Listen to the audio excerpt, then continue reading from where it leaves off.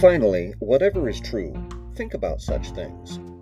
Welcome to Truth Is, the podcast based on the blog, based on tidbits of truth that find their way filtering through the mind of Dewey Roth. That would be me, and this would be episode 139, Don't Give Up. Doing good things ought to be energizing, right?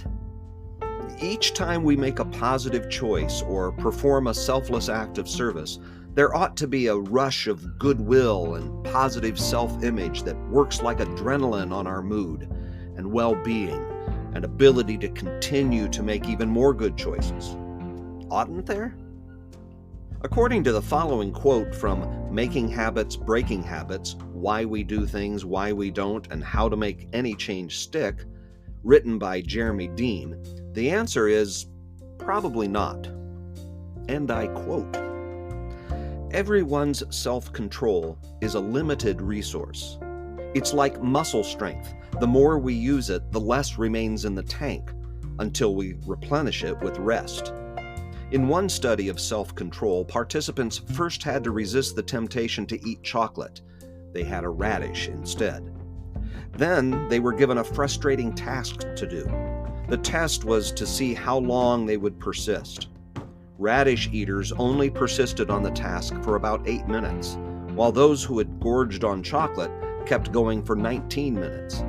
The mere act of exerting willpower saps the strength for future attempts. These sorts of findings have been repeated again and again using different circumstances. We face these sorts of willpower depleting events all day long. When someone jostles you in the street and you resist the urge to shout at them, or when you feel exhausted at work but push on with your email. These all take their toll. The worse the day, the more the willpower muscle is exerted, the more we rely on autopilot, which means increased performance of habits, especially bad habits or habits we are trying to change.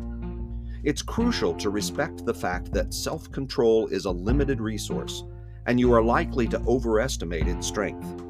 Recognizing when your levels of self-control are low means you can make specific plans for those times. Truth is, it now makes total sense to me why God moved Paul to write, "Let us not become weary in doing good," Galatians 6:9. This encouragement is especially needed when we aren't necessarily getting positive feedback or immediate results, which is no doubt why Paul goes on to say, "At the proper time, we will reap a harvest if we do not give up." You can find the Truth Is blog by going to almostthetruth.com, where you can also find my contact information and learn about the humor blog Almost the Truth. Don't forget to rate, review, subscribe, like, share, and talk about Truth Is, please. And thank you. My name is Dewey Roth. God bless us, everyone.